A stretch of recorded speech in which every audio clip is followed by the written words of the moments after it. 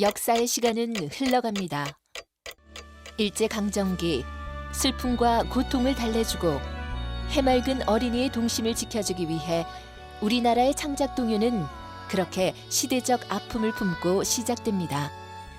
죽은 누이에 대한 그리움을 담은 동요 반달은 나라를 잃은 민족이 희망의 서쪽 나라를 꿈꾸게 했고,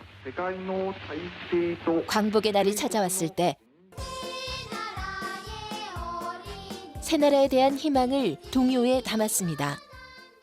광복의 희망이 채 가시기도 전 동족 상잔의 비극을 겪으며 나라가 분단되고 가족을 잃고 고향을 잃은 슬픔을 동요로 어루만져 주었습니다. 동요는 무거운 현실에 메말라가는 아이들의 동심과 어른들의 마음을 지켜주었습니다. 그렇게 또 시간이 흐르고 새로운 시간이 쌓이며 지난 역사의 기억은 희미해져 가고 있습니다. 역사를 담아 흘러온 동요입니다. 이제 우리가 잊어선 안 될 역사를 동요에 담아보려 합니다. 우리 같이 공부할 3.1운동에 대해서 알고 있는 것들을 한번 다 적어볼 거예요. 우리 친구들의 시각에서 우리가 나중에 동요가 만들어지게까지 한번 가사를 만들어 보는 역할까지 할 거예요. 글로 한번 표현해 볼 거예요. 2019년에 어린이가 보는 1919년 3.1운동, 그리고 스스로 만들어가는 3.1운동 역사동요. 이 역사동요가 사람들의 가슴에 작은 동요를 일으킬 수 있을까요? 울산 MBC 라디오 특집 다큐멘터리 역사동요 프로젝트 역사로 동요되다. 2부 3.1운동 역사로 동요되다. 3.1운동의 역사를 동요에 담는 특별한 프로젝트가 시작됩니다.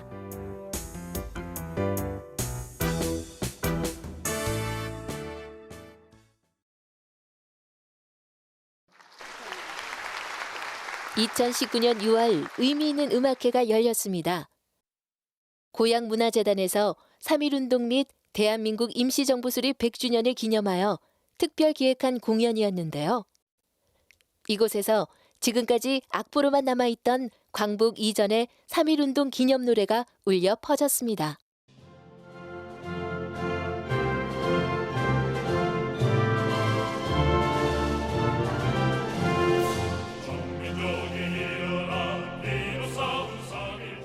(3.1운동) 직후 불린 3.1운동 기념 노래의 악보를 찾아서 노래로 되살려낸 한국예술종합학교 음악원 음악과 민경찬 교수의 말을 들어봅니다.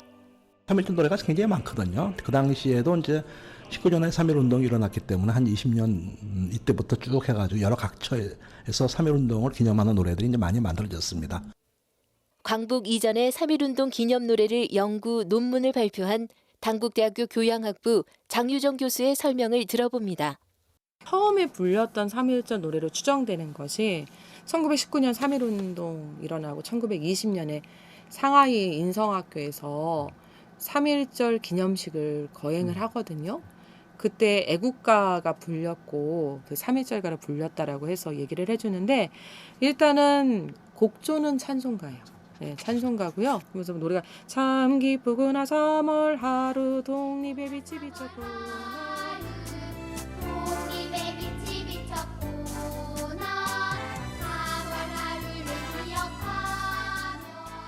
울산 MBC 합창단 유니스텔라가 부르는 광복 이전의 3.1운동 기념 노래 3.1절가입니다.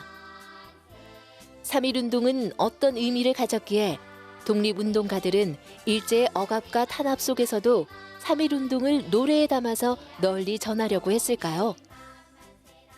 1919년의 3.1운동을 2019년을 사는 어린이의 시선으로 노래에 담으며 그 의미를 되짚어갑니다. 3.1절 삼행시로 재미있게 3.1운동 역사 알아가기를 시작해봅니다. 3. 삼각김밥. 1. 일요일에 언니한테 만들어달라고 절을 했다. 3. 3.1절에는 1. 일어나서 태극기를 다는데 절. 절대 태극기가 날아가면 안 된다. 3월 1일 한 명씩 사람들이 모였는데 절망을 하면서 열심히 사람들이 우리나라를 구하려고 만세운동을 하였다.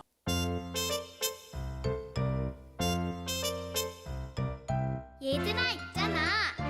3.1절 하면 생각나는 것 어떤 것이 있을까? 우리 3.1절 삼행시를 지어볼까? 그래 좋아. 내가 먼저 시작해볼게. 33은 1인분이 절대 부족하다. 3 안방형이 일반이 절대됐다. 아니면 3이라는 31번 절대라는 날. 사십천들이 일제가 성리의 젊음을 빼앗겼다. 그 절이 아니잖아.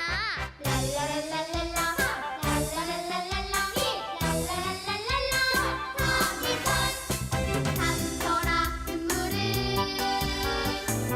일어나 누구라. 절망을 물리치고 나라를 되찾자. 조혜진 작곡 3.1절 삼행시였습니다. 어린이의 시선에서 3.1운동을 알아가고 역사 동요 노랫말도 스스로 만들어가게 되는데요. 역사 동요 만들기 수업은 공교육과 역사교육 사회적 기업으로 나뉘어 진행되었습니다. 공교육을 대표해 울산 고원초등학교의 6학년 일반 교실에서 역사 동요 노랫말 만들기 수업이 이루어졌고요. 다른 한편으로 서울에 위치한 한 역사교육 사회적 기업의 주관으로 사회에 걸쳐 3.1운동 역사의 현장을 둘러보며 3.1운동에 대해 알아갔습니다. 그렇게 만들어진 어린이의 글과 생각을 정수은 작사가가 정리했고 오이섭, 석광희, 조우령, 조혜진, 김혜영 작곡가가 곡을 붙였습니다. 어린이들은 3.1운동에 무엇에 관심을 갖고 어떤 노랫말을 짓게 될까요? 5곡의 3.1운동 역사 동요는 어떤 곡으로 만들어졌을까요? 2019년 6월 울산 북구에 위치한 고헌초등학교. 울산을 대표하는 독립운동가 고헌 박상진 의사의 호에서 온 학교의 이름부터 예사롭지가 않죠.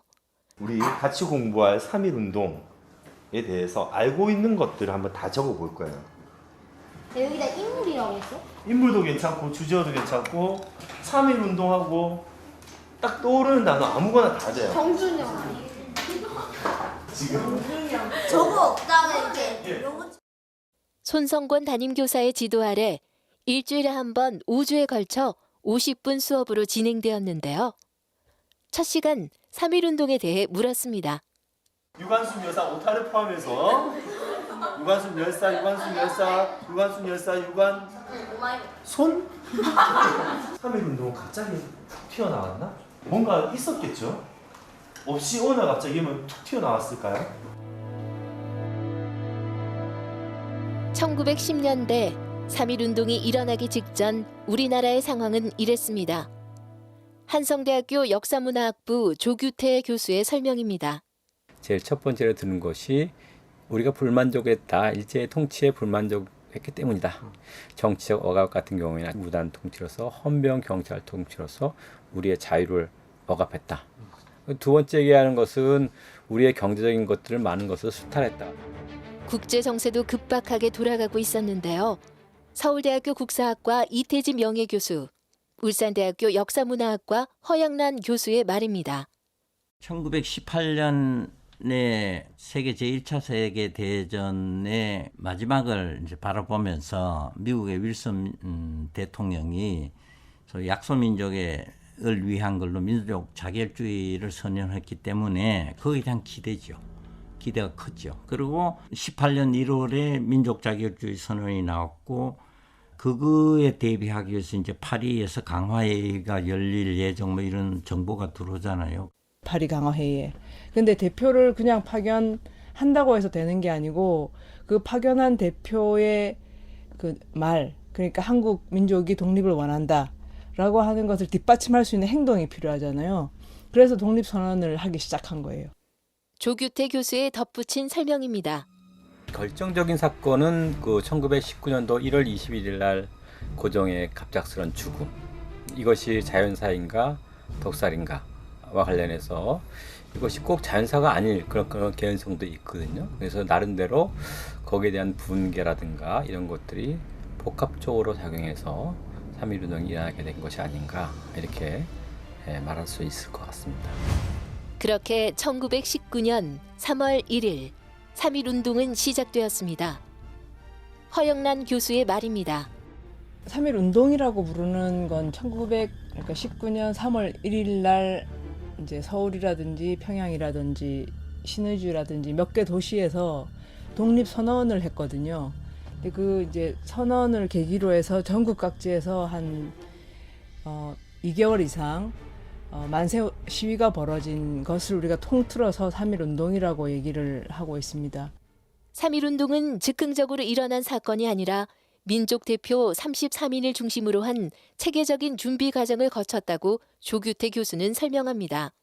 민족 대표는 33인인데 천도교가 15명, 그다음에 개신교, 감리교와 장로 개신교가 16명, 그리고 불교가 2명 이렇게 33명으로 구성이 되어 있습니다. 민족 대표 33인들이 태화관에 모여서 독립선언식을 하고 또 같은 시각에 파고다공원에서 이제 학생들이 중심이 돼서 독립선언식을 하고 서울 시내에서 독립만세 시위를 했습니다.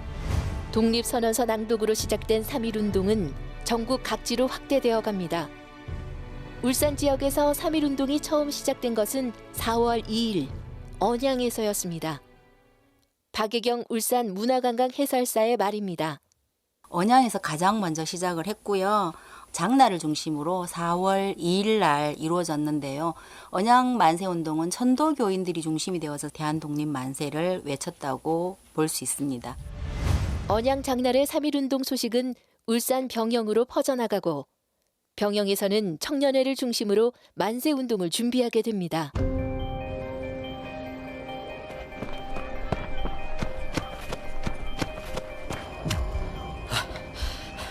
소식 들으십니까? 언양 장날에 만세운동이 일어났다 카대요. 우리 병영에서도 만세운동 해야지. 청년회에서 준비하입시다. 4월 5일은 장날이니까 피해갖고 하루 전에 4월 4일로. 장소는 그 일신학교가 어떠십니까? 자, 학생들! 조선의 독립을 외치면서 거리로 나섭시다! 비상 상황이요. 일신학교에서 만세운동. 어서 울산읍내 서로 전보를 치시오. 순서가 별로 없으니 서둘러 알리시오. 자, 모두 태극기 들고 독립선언문을 들고 함께 거리로 나가입시다. 조선 독립 만세! 만세!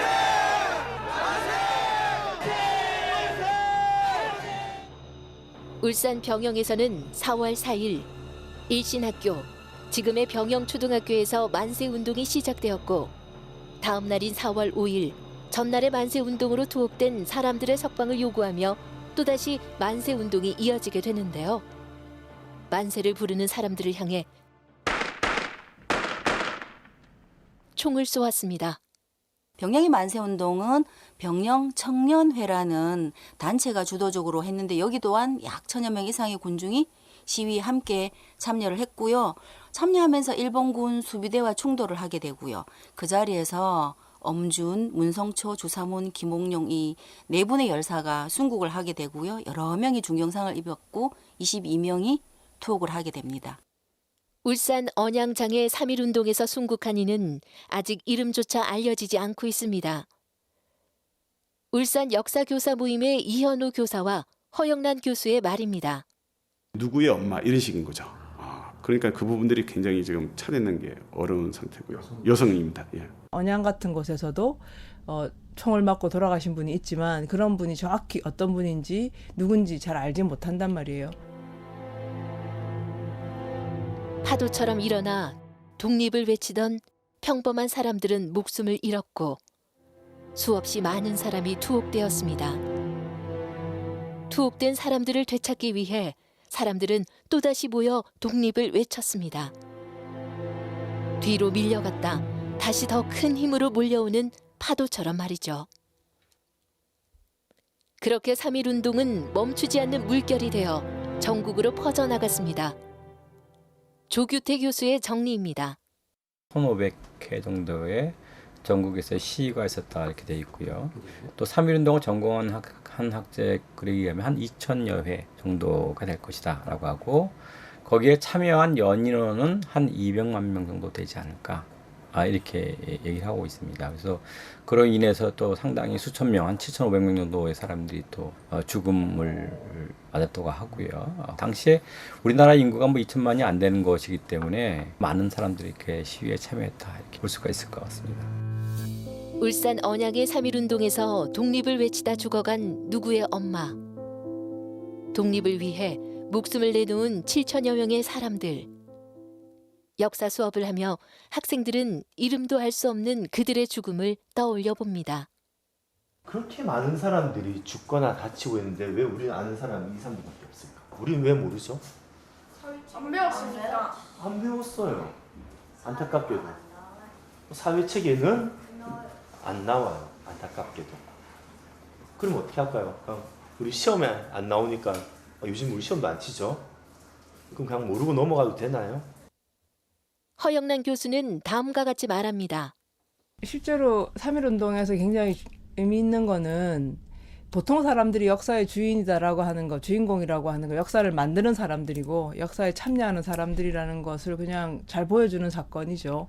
사망하는 사람도 있고 한데 그런 사람들이 너무나 평범한 보통 사람이기 때문에 이름조차도 제대로 알려져 있지 않은 사람도 있어요. 근데 우리가 그런 것들을 기억하지 않는다면 역사라고 하는 게 어떤 특정한 사람들, 힘이 있거나 높은 자리에 있는 사람들이 역사를 쓰고 만들고 하는 것처럼 착각을 자꾸 하는 거죠. 그런 의미에서 역사라고 하는 것이 같이 만들어가는 것이고 우리가 어떤 생각을 하고 어떻게 기억하는가에 따라 우리 미래도 달라지는 것이기 때문에 그런 것들을 잘 기억하고 그 의미에 대해서 같이 얘기하고 생각하고 하는 게 출발점이 아닐까 싶어요. 3.1운동에 대해 관심을 갖게 된 학생들이 노랫말 짓기에 들어갔습니다. 노래 하는 거야? 만드는 거. 그래서 여러분의 느낌들 먼저 단어로 얘기해 주면 좋겠어요. 무서움. 오, 잘했어. 무서움, 두려움,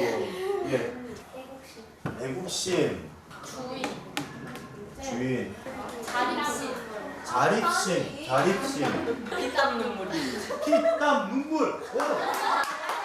잠시만. 고혼초등학교 학생들의 생각은 글이 되고 조우령 작곡 1919 3월 1일이라는 동요가 되었습니다. 알고 계시나요? 우린 왜 모르고 있었을까요? 그 많은 분들이 다치거나 죽었는데 우리와 관련이 없다고 생각하시나요? 우린 태극기만으로 싸우신 그분들을 기억해야 합니다. 아시나요? 쌍둥 질문에 생겨요. 왜 몰랐을까? 라고 멀지않던 그날이 궁금해요. 모두 숨죽여 살았던 그때를 우리가 함께하지 못했지만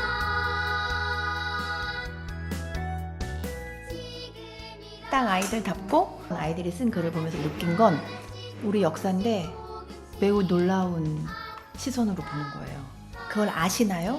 이렇게 우리나라를 구했다는 걸 아시나요? 그분들의 죽음을 아시나요? 이 아이들은 마치 좀 시장문을 여는 것 같이 새로 발견된 것을 다른 사람에게 자꾸 알리고 싶어 했던 그런 것들이 좀 이야기 속에서 저는 그렇게 좀 느꼈어요. 학생들의 글을 정리한 정수은 작사가의 말입니다. 역사에 대해 궁금해지는 순간 그 역사는 우리에게 많은 이야기를 건네줍니다. 학생들은 역사 동료를 만들며 다른 사람들에게 알려주고 싶은 3.1운동 역사의 이야기가 생겼습니다. 역사 동요 프로젝트. 이번에 찾은 곳은 서울의 한 역사교육 사회적 기업. 마을의 역사 이야기를 스토리텔링으로 엮고 역사 현장 체험을 통해 역사의 이해를 돕는 기관입니다. 이곳에 강희정 대표와 온라인 모집을 통해 선별된 초등학교 3학년에서 5학년 7명의 어린이가 모였습니다. 독립운동가들의 수많은 사연을 담은 서대문 형무소와 우리나라의 독립을 위해 힘썼던 외국인의 흔적을 찾을 수 있는 행촌동도 찾았는데요. 서대문 형무소부터 가볼까요? 이곳에서는 나라를 지키기 위해서 많은 역할을 했던 분들이 있었던 곳인 만큼 우리가 이곳에서 오늘 어떤 마음으로 다니면 좋을까? 감사한 마음, 경건한 마음으로 좀 다녀볼 수 있겠죠. 서울 서대문구에 위치한 서대문 형무소. 이곳은 어떤 곳이었나요? 서대문 형무소 역사관 박경묵 관장의 설명입니다. 서대문 형무소는 강제병합 1910년 이전에 1908년도에 이미 경성감옥이라는 이름으로 개소가 됐습니다. 일제의 식민지 침략에 반대하는 의병이나 계몽운동 세력들을 격리, 수용하기 위해서 만들어졌고요. 그렇기 때문에 주로 만들어지게 된 계기 자체가 일제의 침략에 반하는 우리 한국인들을 수용하기 위해서 만들어져서 항일 독립운동가들이 많이 수용됐던 장소가 되겠습니다. 서대문 형무소엔 얼마나 많은 독립운동가가 수감되어 있었나요? 서대문 형무소에 수감된 독립운동가는 시기별로 다를 수는 있지만 1908년부터 1945년도까지 전체 대략적인 통계는 대략 한 6만 5천 명 이상으로 추정을 하고 있습니다. 독립운동의 열기가 더해갈수록 수감되는 독립운동가의 수는 늘어갔고 감옥은 점점 더 규모를 키워나갔습니다. 1930년대 600명의 옥사가 만들어지고 사형장까지 갖춘 전국 최대 규모의 감옥으로 완성됩니다. 슬퍼서 못 들어가겠어요 하는 친구는 안 들어가도 돼요. 쓱 보고 올 거야. 서대문 형무소에서 어린이들은 흥미로운 이야기를 듣게 됩니다.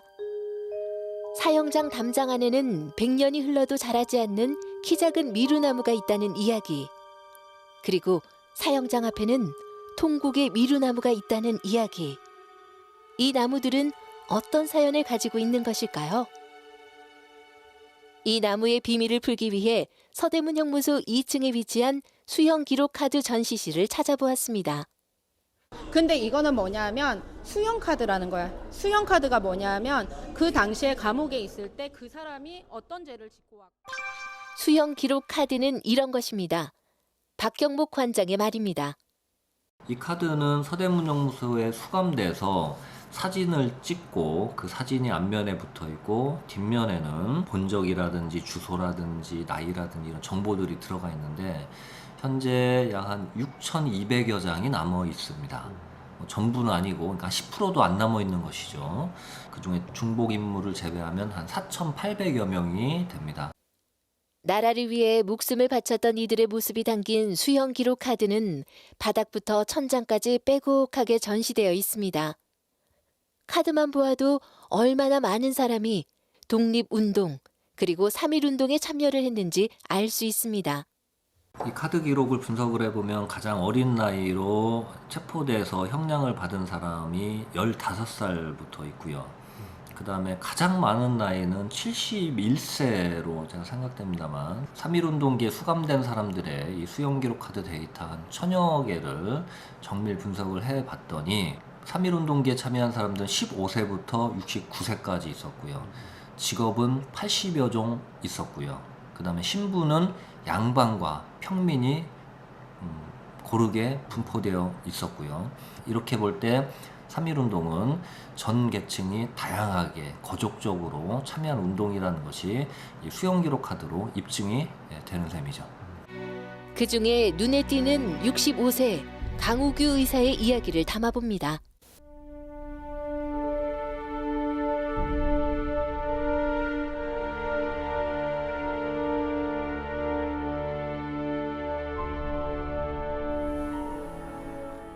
어르신, 정말 거사를 치르려 하십니까? 그렇소. 3.1운동이 우리 민족에게 던진 파장이 사그라들면 우리의 독립은 또 멀어질 것이요. 해서 어찌 하시려 하십니까? 네. 3.1운동의 정신을 이어갈 것이요. 3.1운동을 수습하려고 오는 신임 총독 사이토 마코토에게 폭탄을 던질 것이요.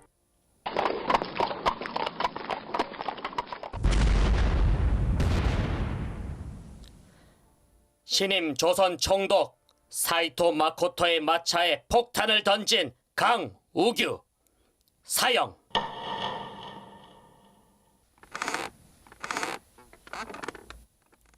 영감, 사형장에 선 감상이 어떻소? 단두대 위에 서니 오히려 봄바람이 이는구나. 몸은 있으되 나라가 없으니 어찌 감상이 없겠는가. 강우규. 강우규라는 분이 단도대에 올라서서 이런 마음이구나라는 것을 실어 남기신 분이고, 이분은 실제로 이 서대문 형무소 역사가 그 당시에 서대문 형무소에서 실제로 이제 사형을 당하신 거죠, 그죠? 그래서 순국하신 분이에요. 다시 이곳은 서대문 형무소 사형장 앞. 하늘을 향해 높게 자란 미루나무는 통곡의 미루나무라 불립니다. 왜 통곡의 미루나무란 이름이 붙었을까요? 사실은 사형을 집행하기 위해서 갈 때 독립운동가들이 우리나라가 해방되는 것을 봤어요, 못 봤어요? 보지 못하고 세상을 떠나셔야 되잖아요, 그치? 그래서 독립된 조국을 보지 못하고 가는 그 마음이 너무나 억울하겠지, 그치? 그래서 이 미루나무 앞에서 정말 통곡을 하시다가 가셨다고 해서 통곡의 미루나무라고 불러요. 근데 사실은 통곡의 미루나무 말고도 미루나무가 사형장 안에도 하나 더 있었다라고 해요. 그런데 그 나무는 정말 한때문인지 잘 자라지 못했다라는 얘기가 있어요. 뭐 그것도 마찬가지로 이제 전해지는 일화인데, 같은 시기에 바깥쪽에 그 큰 미루나무랑 같은 시기에 심어졌는데 그 안쪽에는 아무래도 담장 아니기 때문에 억울한 혼들이 너무 많아서 잘 자라지 못했다. 실제로 이제 굵기 차이가 엄청나거든요. 많이 차이가 나는데 한 5배 이상 적을 겁니다, 굵기가. 근데 그 나무는 얼마 전에 고사했습니다. 사형장 담장 안에 자라지 못한 키 작은 미루나무. 이젠 고사해 사형대를 바라보는 곳에 마른 나무 기둥으로만 남았습니다. 아픈 역사의 나무가 되었습니다.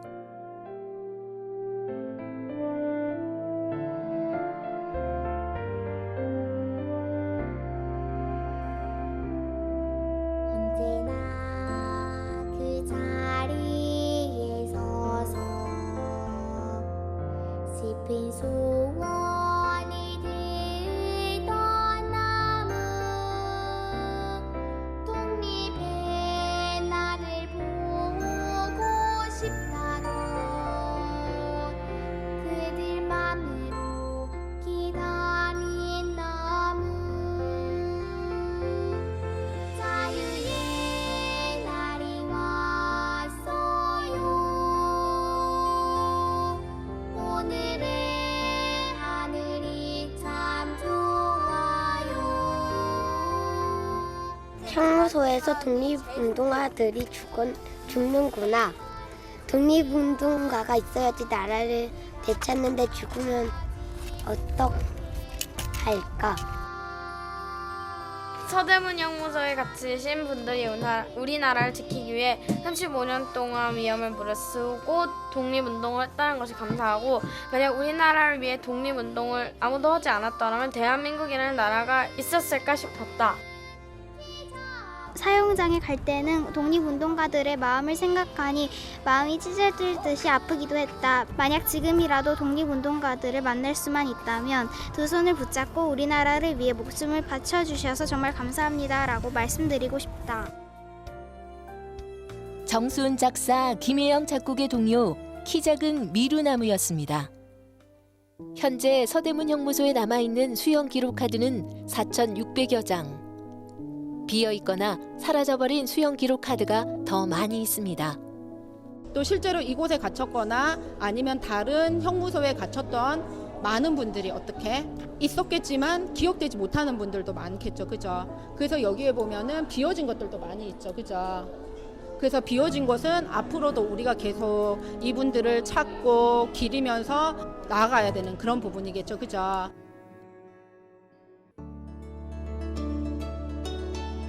우리 어린이들, 오늘 찾은 곳은 서울시 종로구 400여 년 된 큰 은행나무가 있는 곳이라 행촌동이라 불리는 곳입니다. 서대문 형무소가 멀지 않은 곳인데요. 사형장 나왔을 때 시구문 있었던 거 기억해요? 네. 그 우리 독립운동가들이 거기에서 사형을 당했을 때 시구문을 통해서 나갔잖아요. 그죠? 네. 시신들이. 근데 그 시구문이 지금 그 연결된 장소가 지금 어디로 연결되어 있냐면 저 아파트로 연결돼 있는 거야. 그곳에서 붉은 벽돌집 홍남파 가옥을 볼 수 있었습니다. 자, 얘들아. 여기 오니까 앞에 이색적인 집이 하나 보이죠? 그죠? 작곡가 홍남파의 집이었어요. 근데 홍남파는 고향의 봄이라는 걸로 되게 잘 알려져 있죠. 고향의 봄 노래 어떻게 불러? 모르겠어요. 어떻게 부르지? 응. 피는 손꽃 아니에요? 맞아요. 홍남파는 실제로 저기에는 나라를 잃은 슬픔을 가진 사람들의 마음을 가진 그런 노래를 되게 많이 이렇게 작곡을 했었대요. 나중에는 어떻게 됐냐면 마음이 이제 일본을 찬양하거나 이런 마음으로 바뀌어서 나중에는 이제 친일을 하게 됐어요. 일제치하 35년. 언제 끝날지 모르는 일제강점기에 민족의 아픔을 달래주던 일부 동요 작곡가는 앞장서서 친일 행적을 보이게 됩니다.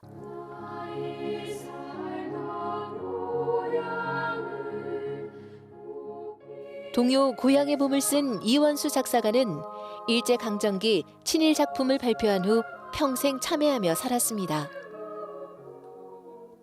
작사 이원수, 작곡 홍남파. 친일 논란.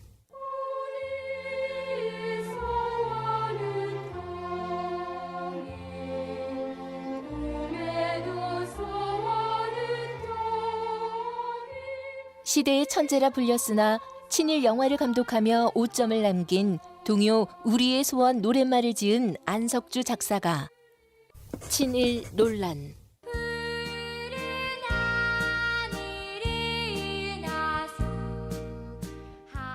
일제강점기 우리 민족에게 위안을 주었던 윤극영 작곡가. 친일 논란. 왜 아름다운 동요를 짓던 이들이 친일에 앞장서게 되었을까? 친일 음악인의 동요는 어떻게 기억되어야 할까요? 한국아동문학학회 정선의 부회장과 한국교원대학교 음악교육과 민경훈 교수의 의견입니다. 우리들에게 우리 노래를 부르고 그 음악이 갖고 있는 노래에 갖고 있는 힘을 인식했기 때문에 지금 말하면 그들이 아이돌 가수였고 BTS였어요. 왜? 그래서 리더가 됐고 그랬기 때문에 동요 작곡자들의 친일을 하게끔 강추를 많이 당했어요. 그리고 고향에 보면 굉장히 좋아하는 노래란 말이죠. 그리고 외국 가면 이 노래를 부르게 되고 같이 부르게 되고 눈물도 흘리고 그래서 야 이것을 어떻게 해야 되냐 여기에 대해서 음악학 교수들이나 또 음악학자들 그리고 또 사회학자들도 이걸 어떻게 해야 되냐 아직까지도 그게 풀리지 않는 지금 숙제입니다. 동요에 남은 친일의 흔적. 그 역시 아픈 우리 역사의 한 단면입니다. 이 당시에 살았으면 어떤 사람이었을 것 같아? 직업은 뭐였을 것 같고 우리 주연이 뭐 하고 있었을 것 같아? 저는 일제강점기 때 학생이었고 그냥 일본이 무서워서 그냥 집에 틀어박혀서 있을 것 같아요. 서대문 형무소가 보이고 친일의 흔적이 남아있는 이곳 행촌동엔 또 다른 의미 있는 장소가 있습니다. 권율 장군의 집터가 있으며 의문의 집 한 채도 있습니다. 1960년대 이때 이 집을 봤을 때 이 동네에서는 이 집을 뭐라고 불렀을까? 들쿠샤를. 옛날에는 사람들이 이 마을에서 이제 해방이 되고 전쟁이 끝나고 이 마을에서 이 집이 흉물처럼 남아 있었대.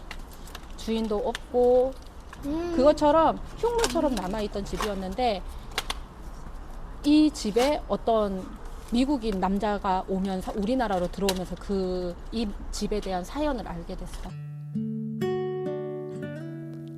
이 집의 명칭은 딜쿠샤. 외국인 청년은 6살까지 이 집에 살았습니다. 이곳에 살던 사람은 청년의 아버지, 미국인 앨버트 테일러로 3.1 독립선언서를 세계에 알린 미국 AP통신 임시 특파원이었습니다. 딜쿠샤는 힌두어로 희망적인 또는 행복이 있는 집이라는 뜻이라고 해요. 그래서 이곳에서 이제 살았었겠지, 그치? 그런데 이 집에서는 바로 어디가 보여요? 서대문 형무소가 바로 보였겠지. 지금은 안 보이지만.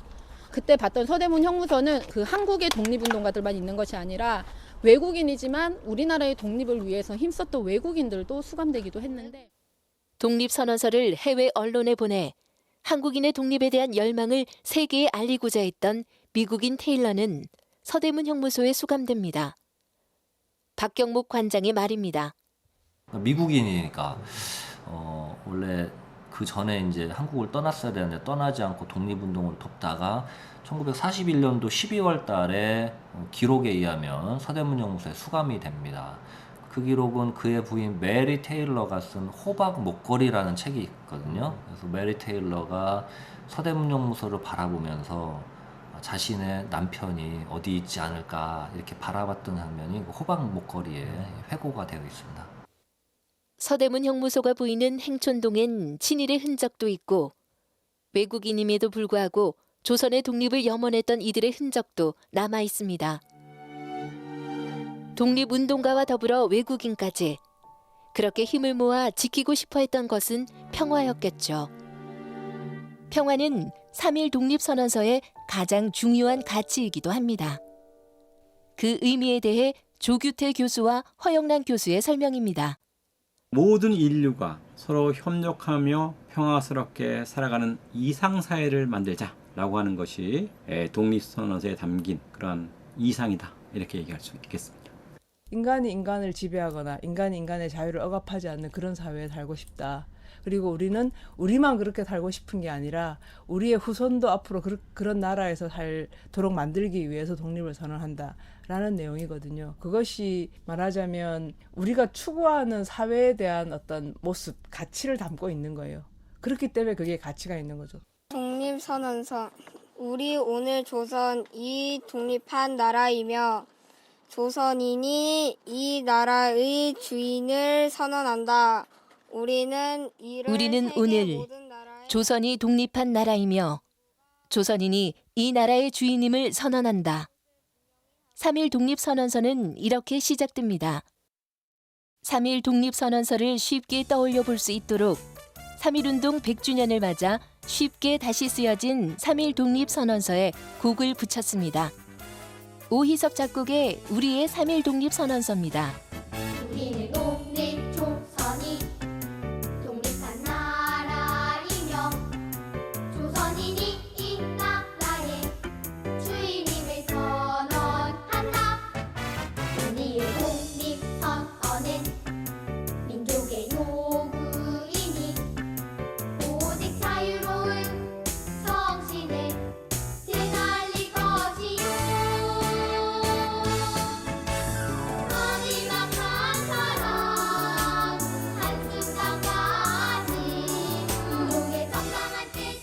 100년 전 독립선언서에 담고자 했던 것은 조선의 독립을 넘어선 진정한 의미의 평화였습니다. 일제강점기는 끝났지만 한일 두 나라의 평화, 세계의 평화는 아직 찾지 못하고 있습니다. 그렇기에 독립선언서, 그리고 3.1 운동이 100년 후에 우리에게 전해주는 의미가 더 크게 와닿습니다.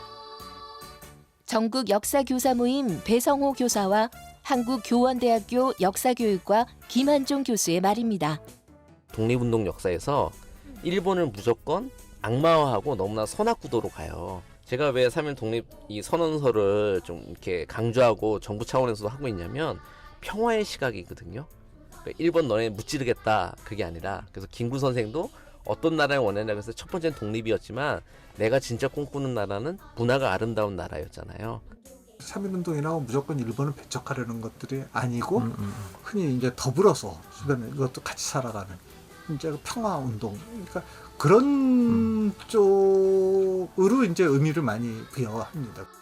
서대문 형무소 역사관 박경목 관장은 전합니다. 우리가 일본을 미워하라고 이 전시를 하고 이 서대문 형무소를 보존하는 것은 아닙니다. 이것을 돌아보면서 뭐 일본 미워요가 아니라 잘못된 역사가 되풀이되지 않으려면 어떻게 해야 될까, 이런 부분을 한번 생각해 봤으면 합니다. 100년의 시간이 흐르며 3.1운동을 바라보는 관점도 변화되고 있는데요. 이태진 교수, 이현호 교사, 김한종 교수의 말입니다. 지금까지는 그 3.1운동을 민족운동이라고 보통 그랬잖아요. 난 그걸로는 부족하다고 봐요. 새롭게 이 3.1운동을 이해할 필요가 있다. 3.1운동이 끼친 어떤 그 변화는 진정한 어떤 신분 의식의 타파. 그래서 같은 한국인이라고 하는 어떤 근대 민족이라고 하는 의식을 확실히 갖추게 된 겁니다. 그러니까 진정한 이제 신분이 없는 같은 한국인이라는 민족 의식이 3.1운동에 의해서 만들어졌다 이렇게 볼 수가 있겠습니다. 요새는 3.1운동이라는 것들을 대한민국의 정신이라고 할까? 그냥 대한민국에 살아가는 사람들이 지향해야 될 기본적인 그 정신이 이런 거다라는 것들을 이런 사고방식으로 살아가는 게 바람직하다라고 얘기한 어떤 뿌리를 얘기하는 운동을 보거든요. 모두가 평등한 국민의 나라 대한민국. 그 시작에 3.1운동이 있습니다.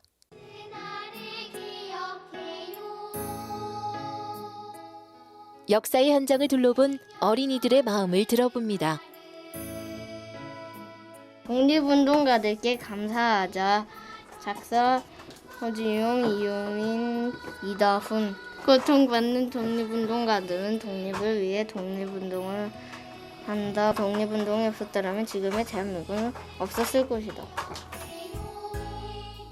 제목 독립운동가와 은행나무. 작사 이다진, 박하빈, 김경연, 이주연. 테일러가 사셨던 들쿠사 옆에서 500년을 꿋꿋하게 지켜보던 은행나무는 그 동에 있었던 수많은 일들을 지켜보았습니다. 그 은행나무뿐 아니라 우리도 꼭 기억하도록 하겠습니다.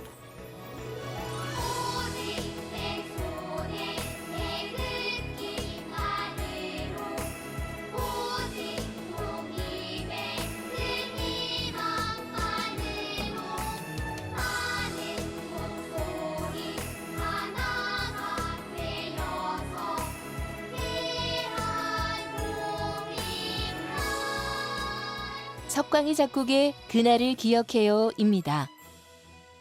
400여 년을 지켜봐온 행촌동의 은행나무처럼 역사를 기억해 가야 하겠지요. 자라나는 나무인 어린이들이 동요 노랫말을 쓰고 동요를 부르며 3.1운동이라는 역사, 자신의 뿌리를 들여다보았습니다. 수많은 이들의 희생과 노력으로 만들어낸 역사라는 든든한 뿌리가 있었기에 오늘의 우리가 쓰러지지 않는 튼튼한 한 그루의 나무가 되었다는 것도 알았습니다. 그리고 그 역사의 뿌리를 기억해 간다면 튼튼한 한 그루 한 그루의 나무가 잘 어우러지는 지금보다 더 아름다운 숲도 만들어갈 수 있을 것입니다.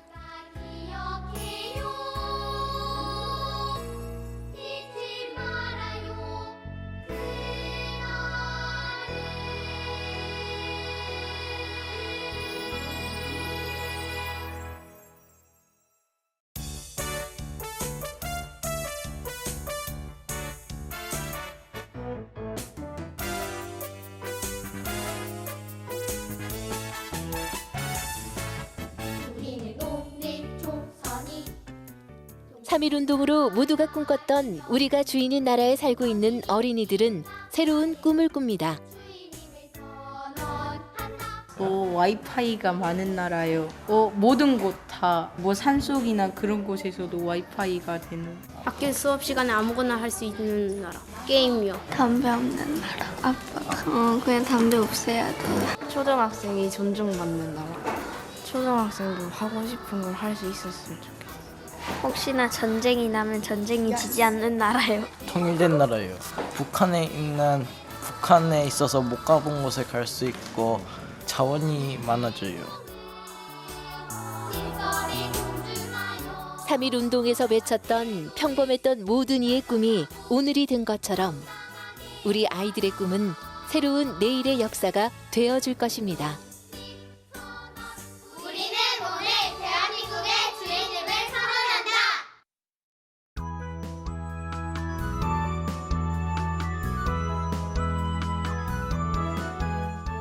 울산 MBC 라디오 특집 다큐멘터리 역사동요 프로젝트 역사로 동요되다 2부 3.1운동 역사로 동요되다 기획 박준영, 연출 배윤호, 구성 이은주, 내레이션 한주형, 출연 장종도, 정진영, 주요한, 최호정, 조아라, 김원지, 정아름, 음악 한세영, 기술 김대호, 노래 울산 MBC 합창단 유니스텔라, 지휘 이형예, 가창지도 우경옥, 반주 남은하, 동요 작곡 오이섭, 석광희, 조우령, 조혜진, 김혜영, 동요 작사 정수은, 고원초 6학년 일반 학생들, 역사교육 사회적 기업의 수업 참여 학생들, 동요 편곡 오이섭, 조우령, 최승우.